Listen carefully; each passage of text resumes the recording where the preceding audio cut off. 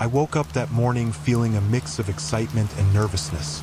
It was my first day at the new job, and I was determined to make a good impression. I had spent hours the night before picking out the perfect outfit, making sure my shoes were polished, and even rehearsing how I would introduce myself to my new colleagues. The office was located in the heart of the city, a towering building that looked more intimidating up close than it did in the pictures. I arrived 20 minutes early, hoping to show that I was punctual.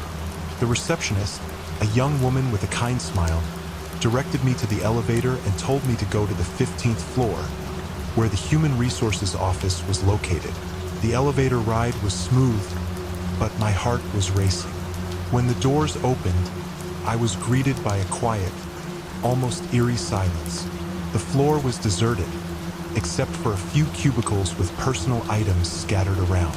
I made my way to the HR office, knocked on the door, and was greeted by a stern-looking woman who introduced herself as Ms. Parker.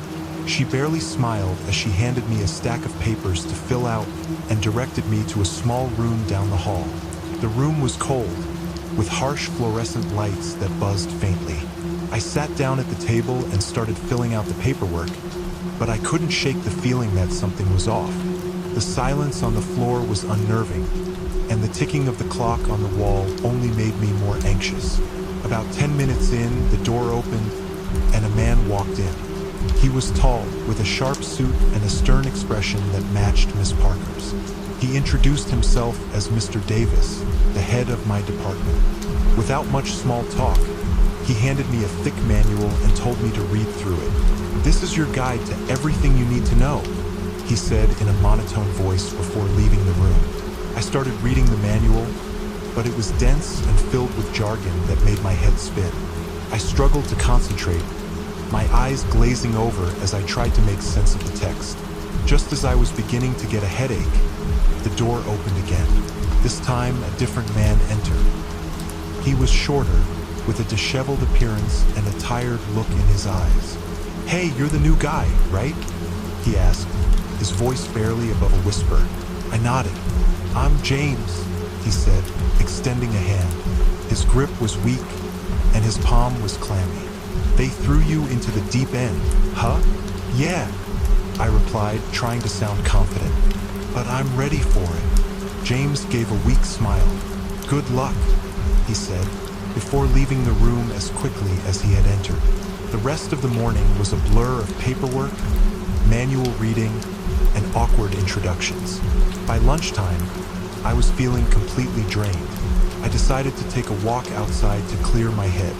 As I stepped out of the building, I noticed a small group of employees huddled together, talking in hushed tones. They stopped when they saw me, giving me strange looks before dispersing. I shrugged it off and headed to a nearby cafe to grab a quick bite. But even as I sat there, eating my sandwich, I couldn't shake the feeling that something was wrong. The way everyone had looked at me, the eerie silence on the 15th floor, and the tension in the air, it all felt like a bad dream. When I returned to the office, I was greeted by Miss Parker, who informed me that Mr. Davis wanted to see me in his office. My heart sank. What had I done wrong already? I followed her to his office, my palms sweaty with anxiety. Mr. Davis's office was dimly lit, with blinds drawn tightly shut. He sat behind a large wooden desk, his eyes cold and unreadable. "Take a seat," he said, gesturing to a chair in front of him. I sat down, my heart pounding in my chest. "I've reviewed your paperwork and your progress so far," he began, his voice as monotone as before. "And I have to say, I'm not impressed." I felt a lump form in my throat. I had barely started, and already I was being criticized. "There are certain standards we expect here," he continued, "and I'm not sure you're up to the task." I tried to defend myself, to explain that it was only my first day, but the words stuck in my throat. Mr. Davis didn't seem to care about my excuses. "You'll need to work harder if you want to stay here," he said, his tone leaving no room for argument. "Otherwise, you'll be out the door as quickly as you came in." With that, he dismissed me, and I left his office feeling defeated. As I walked back to my desk, I noticed James watching me from across the room. He gave me a sympathetic look, but it did little to ease the sinking feeling in my stomach. The rest of the day dragged on, each minute feeling like an hour. When it was finally time to leave, I practically ran out of the building, desperate to escape the oppressive atmosphere. As I made my way home, I couldn't help but wonder if I had made a huge mistake by taking this job. The horror of that first day wasn't in ghosts or the paranormal. It was in the realization that I had walked into a place where I wasn't wanted, where every move I made was being scrutinized, and where failure seemed inevitable. And the worst part, I had no choice but to go back the next day and face it all over again. I was 19 when I got my first real job. It wasn't glamorous, just a factory job, but I needed the money. The place made car parts, and it was loud, hot, and dirty. My shift started at 7 a.m., and I'd been warned that the first day was always the hardest. But I had no idea what I was walking into. When I arrived, the manager, a tall, broad-shouldered guy named Dave, greeted me. He didn't smile much, and his handshake was rough, like he had more important things to do. He handed me a pair of steel-toed boots and a hard hat. "You'll be with Tom today," he said, pointing to a guy in his mid-40s with a scruffy beard and tired eyes. Tom nodded at me, barely acknowledging my existence. Tom led me to my station. It was a long metal table with a conveyor belt running beside it. My job was simple. Grab the car parts from the belt, inspect them for defects, and place them in a bin. Easy enough, right? The noise in the factory was overwhelming. Machines clanged, hissed, and groaned, making it impossible to hear anything without shouting. Tom had to yell directly into my ear to explain what I was supposed to do. He showed me the ropes quickly, then left me to it. I remember feeling the weight of the heat pressing down on me as I started my first real task. First, everything was fine. The parts rolled down the belt, and I inspected them one by one. The work was monotonous, but I was determined to do well. About an hour into the shift, I noticed a few of the parts had sharp edges. They weren't supposed to, but I figured it was normal and didn't think much of it. I set them aside as Tom had shown me. The belt moved faster as the day went on. I struggled to keep up, and the parts began to pile up. My hands were getting tired, and sweat dripped down my face. I was reaching for a part when it happened. My hand slipped. I felt a sharp sting as the metal edge of one of the parts sliced into my palm. I jerked my hand back, but the pain was immediate and intense. I looked down, and blood was already starting to pool in my glove. Panicked. I didn't know what to do. The machines didn't stop. The parts kept coming. I tried to call out to Tom, but the noise drowned out my voice. I waved my good hand, trying to get his attention. Finally, he looked over and saw the blood. He rushed over, yanking me away from the belt. "Christ," he muttered, pulling off my glove to see the wound. It was deep, and blood was everywhere. "You should have told me about those sharp edges," he scolded, though there was no time to argue. He wrapped my hand in a dirty rag and dragged me towards the manager's office. Dave didn't say much when he saw my hand. He just sighed like he'd seen this 100 times before. "We'll get you to the nurse," he said, as if this was all routine. The factory nurse was a woman in her 50s, with graying hair tied back in a bun. She cleaned the wound, but I could tell by the look on her face that it was worse than I thought. "You need stitches," she said flatly. "This isn't something I can fix here." Dave arranged for someone to drive me to the hospital. The ride was awkward and silent.